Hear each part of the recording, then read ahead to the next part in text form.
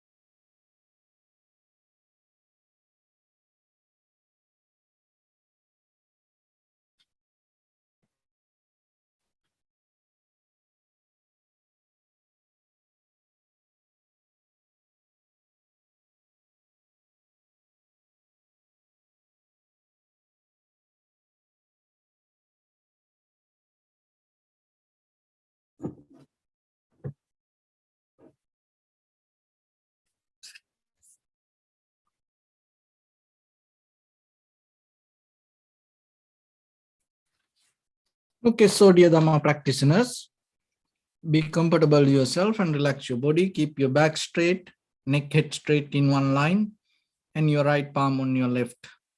So gently close your eyes and bring your attention to this bell sound. And while you're focusing to the sound, mentally relax your body, relax your mind, and relax your breathing with your thoughts. So do nothing extra.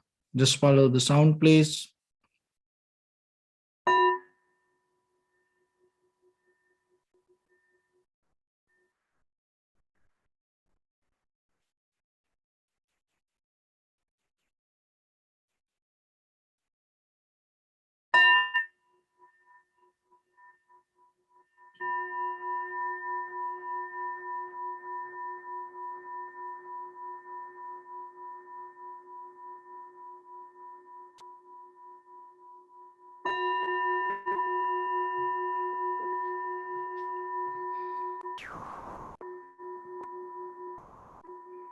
Namo tassa bhagavato arahato samma sambuddhassa.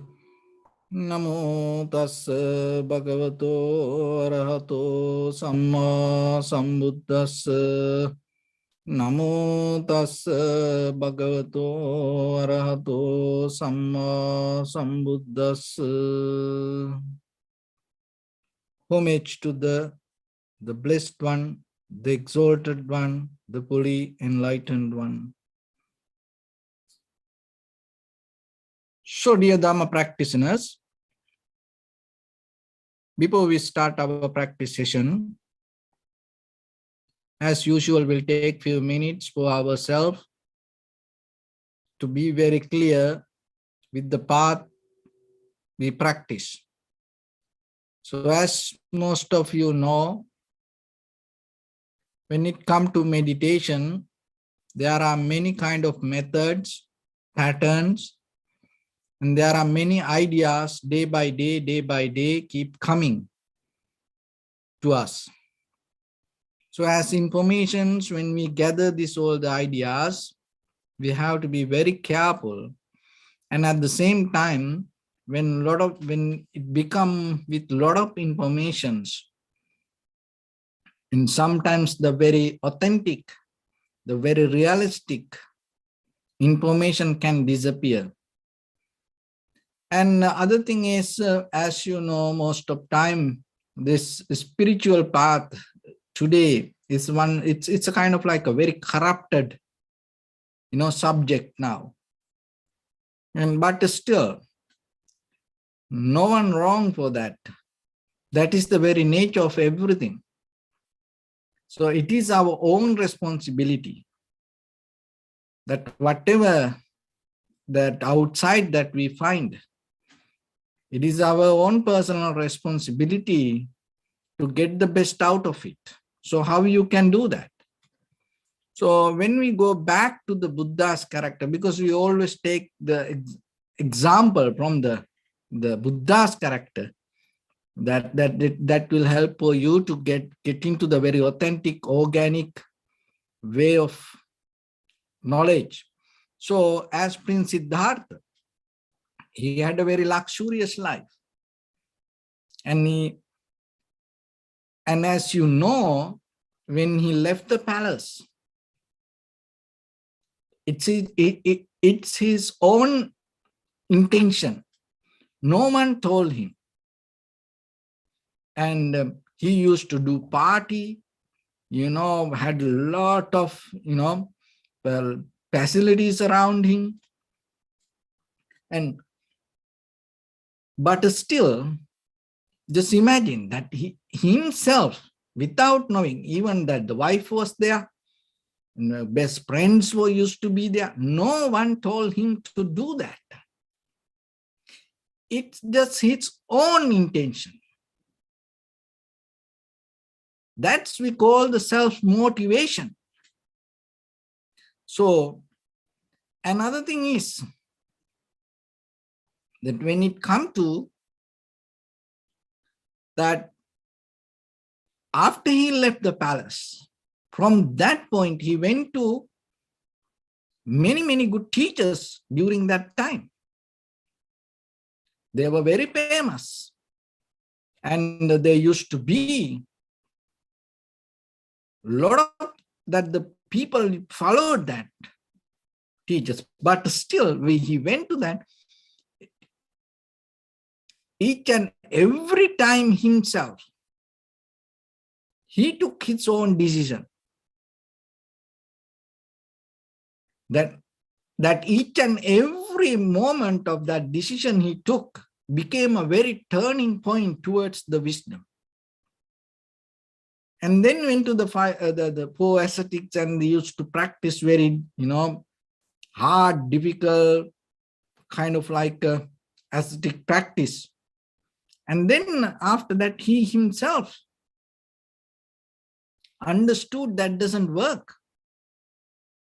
For himself, it was so hard, difficult, he almost died. And then himself, he took the decision. Looking at his own experience, looking at himself. And he took a decision to get out of that all. And to little bit take care himself. Get the strength back. Get the very physical comfort a little bit back. And that all from the beginning to till he attaining to the enlightenment, and the last day that he sat under the tree, that the Vesak full moon night, that himself he motivated, he himself determined, this is the day that without attaining to the Buddhahood, I'm not going to get out of this seat. So that determination came out of, just imagine, from the beginning through this journey that he went through, taking decisions himself, looking at his own experience, not looking at that outside, that whatever the other people keep going. And he went through himself. And then he attained to the Buddhahood. So this is a very important that the sign, the method, the skill that you have to remember when you practice meditation, especially when it goes towards the vipassana practice. This self-motivation. Because most of time that when we look our own inner practice, when we look our day-to-day life, we practice meditation, we practice just the name of, tranquility meditation, we practice sometimes the vipassana. So as example, there are, very famous vipassana centers, and sometimes people go for 10-day practice. And then there is a friend come and tell, oh, I went to this practice, that practice, and then maybe just hearing that, you think, oh, I want to go. But it is totally different than when it comes from the self-motivation, because that it's your own goal, that intention to reach to the goal. You may go because that your friend told, oh, go, you have to go and practice this way. But here, look at the Prince Siddhartha's character until he get into the Buddhahood. The quality of the very nature of that, again, this self-motivation. Listening and observing and recognizing its own behavior, the character, the experience without bounding or without holding or without being self-centered, without grasping that his own experience, he start to investigate. That is a very powerful skill that you have to develop. Just imagine now, and as you know, in this spiritual journey, that the prints are very important. But when it comes to the deeper, very authentic, the very early age of these teachings, when we look that most of the people came to the community of Sangha, that they most of came themselves, they had a kind of like a self-motivation. And once they start to look, then maybe there are people, they found that the same path and walks in the same path, and then they share the Dharma. Otherwise, sometimes we have a wrong understanding about this Kalyana Mitra or the good prince, the profitable prince, kind of like, oh, you have a different way of understanding, and you think, oh, maybe there is a teacher, or maybe there is a friend, or maybe there is somebody will appear to you and brainwash you and will give the wisdom to you and put you to the liberation. No one going to do that. There is no survivor, that no one going to do the service like that way. This is something that you have to be very clear. There is no one going to protect you. There is no one going to come and rescue you in this samsaric journey. But until you get this self-motivation, the self-intention, go towards the Dharma. Once you start, just imagine in the very beginning of the Bodhisattva journey, there was no anybody knew who's the Buddha. There's no any teachings, but still his mother told him, may you attain the Buddhahood. And then he heard the word, and then he started to search. That is how he start to collect the thing. So this is, once you have the right self-motivation, remember that everything can become a guideline. That everything that you see, hear, smell, taste, feel can become a teacher. That everything that you experience can become Dharma. So that is what you have to understand, and that is where you have to tune to. So otherwise, our self-motivation is something else. And we keep going towards the Dharma, look for liberation or the transformation or the Nibbana, just, the merely we have kind of like a intention just to experience it, but our deeper self-motivation, to keep the ownership with me, myself, and then I want to attain to liberation. Me, that is totally different. So then, always remember, when it comes to yourself, Dharma or the truth, or even you can, just make it very simple. The truth, what is the truth? And are you willing to experience that? So if you, and yourself, when you look, how you can recognize it is not the truth. So the very nature of your awareness, so your consciousness, remember, until it reaches to the truth or to the depth, until it's reached to the Dharma, it will never going to find the satisfaction. You will see something missing. That missing part, the gap that you have, another way we call it as the desire. That is where the desire is. As example, so just imagine the fire. When you want to make the fire, this burning fire that we can take as the desire. So just imagine if you cover this top of this wood with something tight, even if it is keep burning, what will happen? It going to stop. Because to have the fire, it always need the gap. So your desire means there is a gap inside you. When you have, kind of like the desire means self-centered, look for the satisfaction,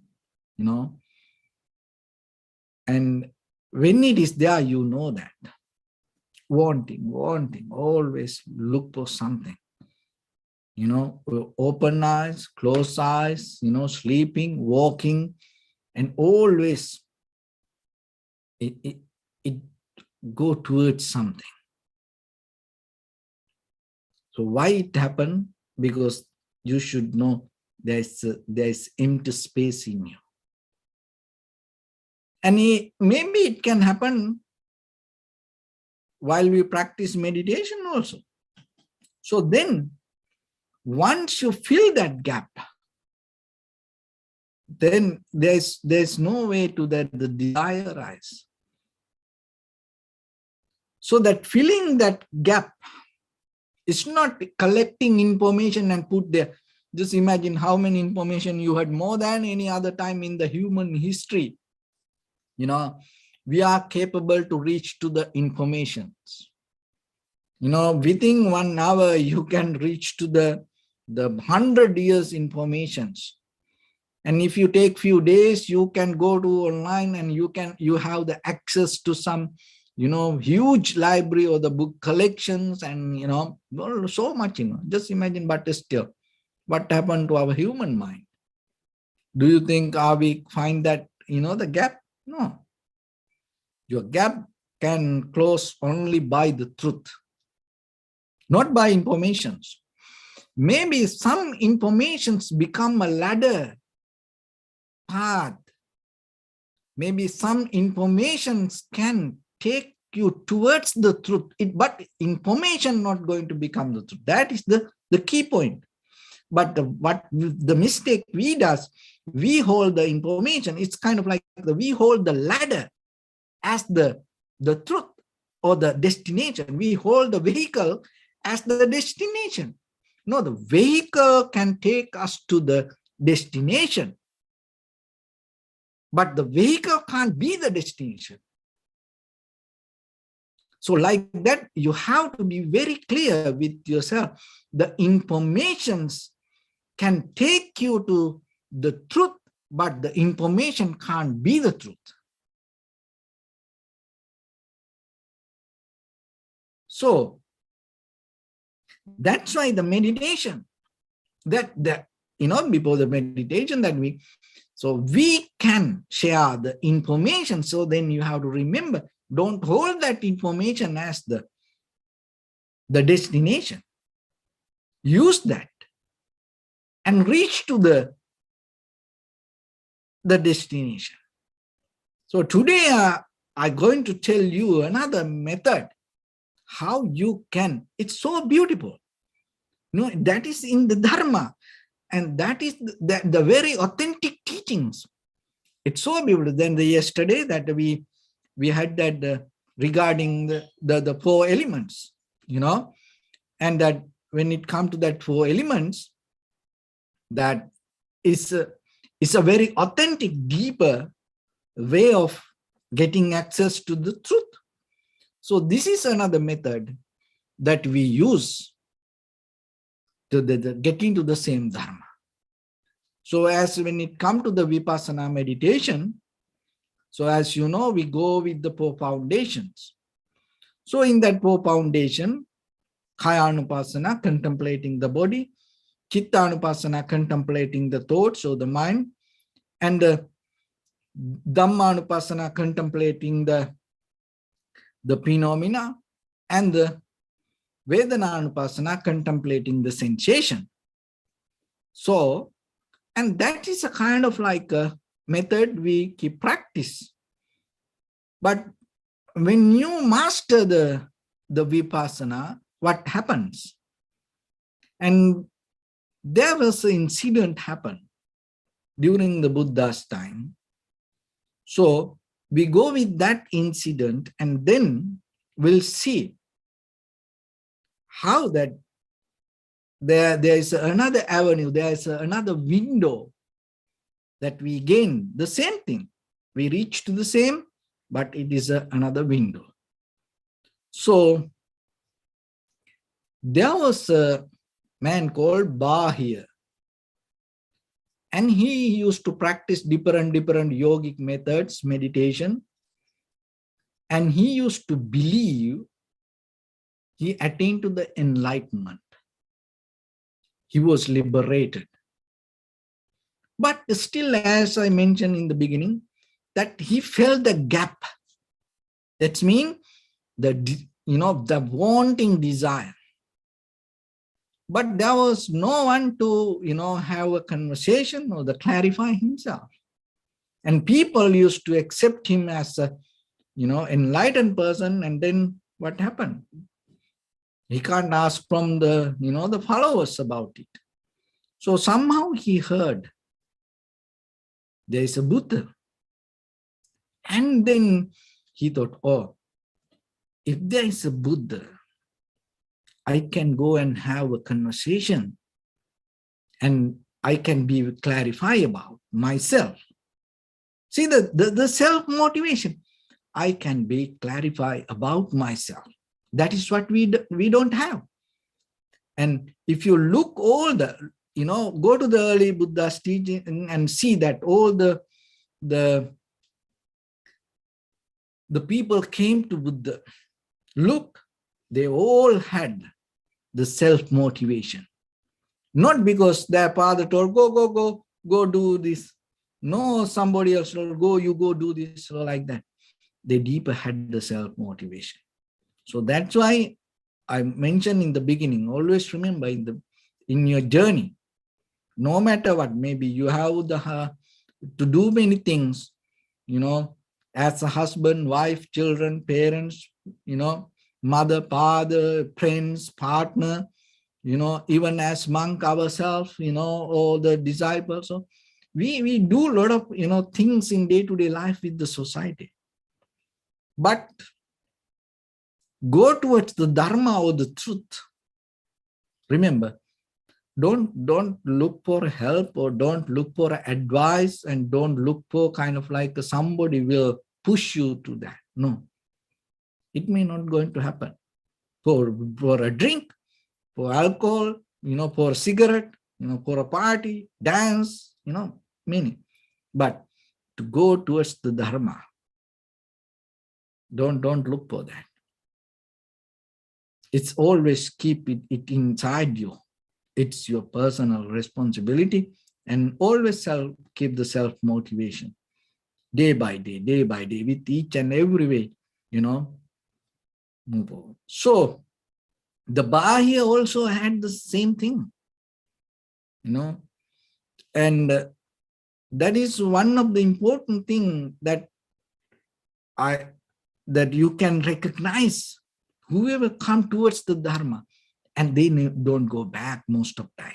Because once you have that self-motivation, you go for that. So somehow the Bahya found the Buddha. And that time what happened? The Buddha went around, around the village for, the alms that, it's a lunchtime. He, as a bhikkhu, during that time, in that culture, monks take a begging bowl and go house to house, look for food. That's the very way of getting free food. It's a really, the bhikkhu is another way. It's the bhikshu. It's kind of like, just they're asking food to survive. And especially on one meal, it's just the lunch. And if you have the free lunch, you have everything. You're good. So they had only that minimum, way of, that the begging for that lunch. And so the Buddha used to go, for alms. So then Bahya met. And then he wanted to have the conversation. Now, he met the Buddha and he asked, please, tell me what is this and what is this liberation? What is this? How I can get this? And then the Buddha said, Bahya, this is not the time. Because I'm, this is the lunch time and I just go for, looking for food. And then again he asks, he don't care about the lunch, he don't care about the food. So again he asks, and somehow for the third time when he asks that what the Buddha said, that whatever you see, in the seeing will be merely the seeing. In the heard, that, whatever you heard will be merely the heard. The thought will be merely the thought. And that what you know will be merely the knowing. So like that when the Buddha explained that, it's a very, the simple, very kind of like a very short way of, explaining that what is this happening in deeply. When you see something, just be with that, what you see. When you hear, see that is the meditation. When you hear something, just be with that hearing. It's just merely this, the hearing, the smelling, just merely the smelling. And thoughts, when the thoughts arise, this is merely the thoughts. So like that, when you can be with the moment, that is this very simple thing. When you can be with the moment, knowingly you are in the moment, that is the place you transform. So the same thing, Kaya-anupassana, contemplating the body, sensation, the same thing, that it takes you to the moment to recognize and be with the experience. But what happened? When you settle down with that, what happened?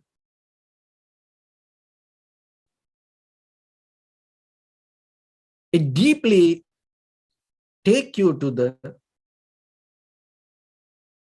the connection, or deeply take you to the understanding. That means your perception itself become your recognition or the wisdom. Then what disappear? The gap of thinking. So what does that mean then? So the mean, when we hear something, smell something, taste something, feel something, think something, what happens? Our thoughts, our imagination, our mental formations start to make us disconnect from the moment and take us to something. That is where we keep becoming again and again and again and again. That is where create the gap. So then, in that disconnection, what happened? When you experience something, maybe we go towards it, or otherwise, what happened? We take it. So we can go into it, or otherwise we can take it. The both way, we can't find the freedom. So then remember yourself. You can hear, smell, taste, feel. Can you just imagine? We all experience that. So can you experience something without jumping to it, or without going to it, or without taking it? That's the technique. So then if you can do that with your all five senses, you will recognize what the Buddha taught to the Bhaya. And that is the all this, through the meditation, that is what we're trying to reach. Because otherwise, and as you know, sometimes when we experience with the eye, ear, nose, tongue, body, mind, if we go into it, what will happen? We lose our balance. And that's mean disconnection, or the disturb. And when we take that into us, what will happen? Disconnection, or the disturb. Wherever we go with it. So this both way, we become a debtor. So that is where the comparison arises. Once you have the comparison, that is where the unsatisfaction arises. And once you have the unsatisfaction, that is where the greed, hatred, and the delusion arise. So that kind of like the system. So then you yourself remember. Try little by little, moment by moment in day-to-day life. Maybe we practice meditation, we keep our back straight, neck straight, close our eyes, so kind of like. But now open your eyes, walking, going here and there and doing things yourself, in engaging with things. Still, now you know how to practice, or how to develop your more deeper way of the very authentic, very natural, very organic way of vipassana, or the Buddha's teaching to bring the transformation. So what is the method? Don't go to it, or don't take it, but experience it. So with that, let's get into practice a little bit. So your right palm on your left, and neck head straight in one line, and be comfortable with your posture.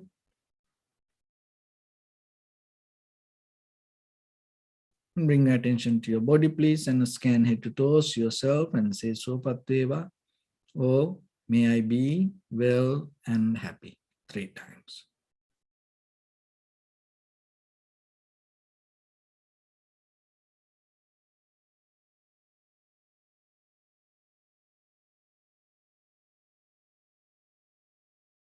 Take a moment and think. We gathered here in this moment to practice this ancient meditation technique. All the Buddhas, all the enlightened masters followed this path and achieved wisdom. So we also gathered here to accumulate that knowledge. In this moment with this sitting, may my body become more comfortable, may my breath be more smooth, may no difficulties come to me, may all the success come to me. Also think for a moment, this is the last moment we're spending in this very lifetime, and detach your mind from all your past memories and as well as any kind of future thoughts. Just try to remain in the present moment, observing the sensation of your inhalations and exhalations. So in the beginning, deeply and gently, breathe in, breathe out 3 times, please.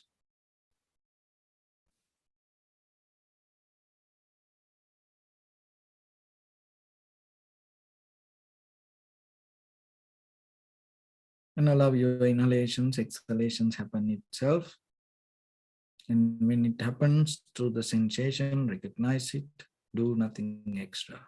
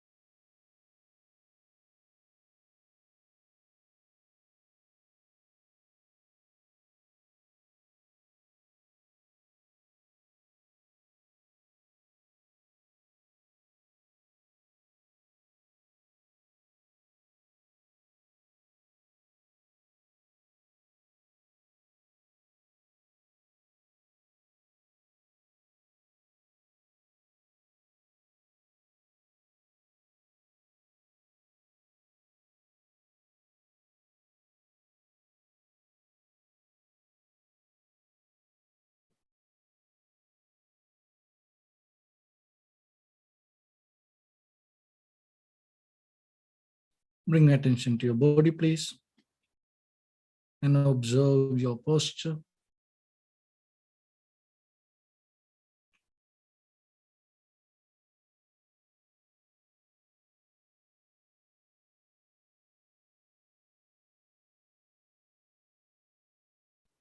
We cultivate loving kindness and compassion in our heart and radiate it as a light through entire your compound, village, city, state, country, world, around this universe. Also as far as you can through galaxies, other planets, stars. Reminding yourself like this. With clear intention, mentally repeat after me. May all living beings in this universe be well and happy.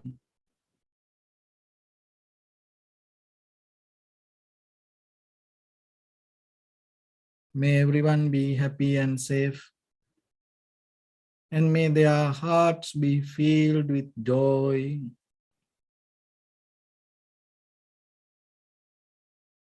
May all living beings live in security and in peace.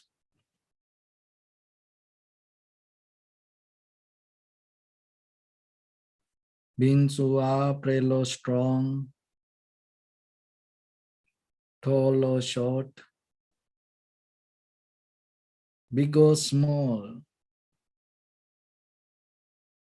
visible or not visible, near or far away.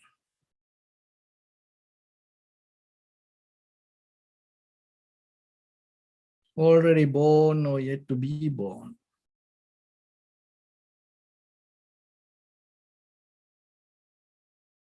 May all of them dwell in perfect tranquility.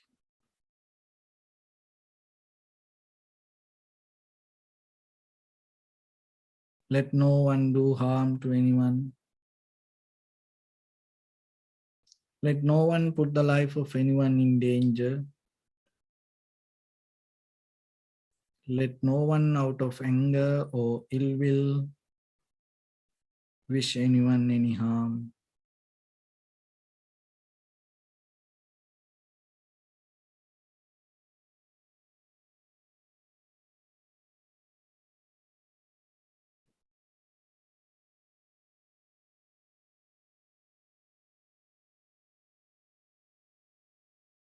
Expand the loving kindness and compassion beginning from your heart.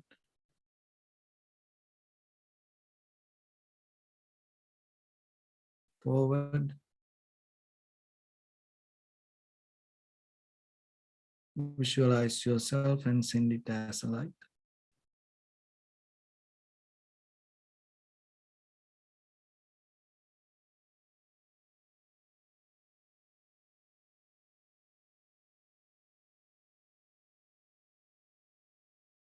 To your backside.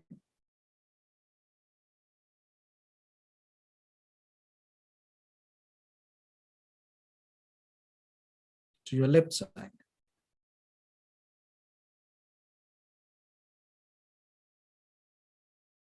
And to your right side.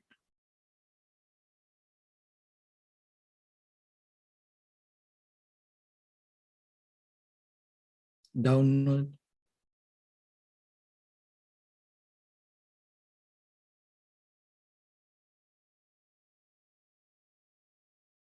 And upward.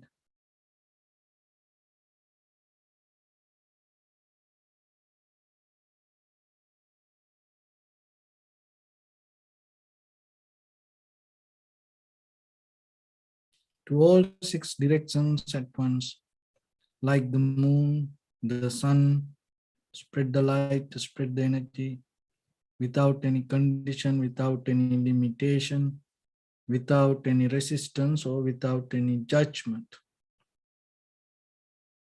Let your heart to shine with the loving kindness and compassion from the bottom of it, with the maximum effort to the highest. wishing yourself, may all living beings in this universe be well and happy.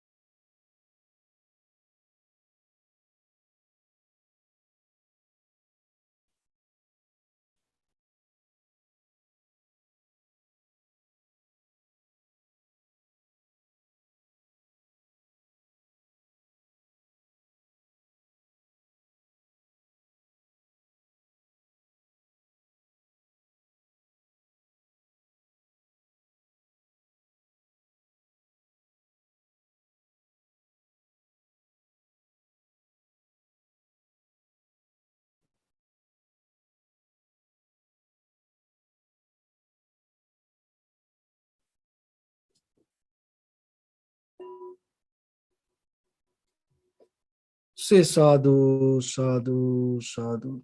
So first of all, we offer this practice to the great qualities of the Buddha, Dhamma, and the Sangha. And also by the power of this meritorious deed, may all of us attain to the supreme bliss of Nibbana. May all your guardian angels and deities will receive these merits and increase their longevity and protect all of you from any kind of planetary influences or any ill effects.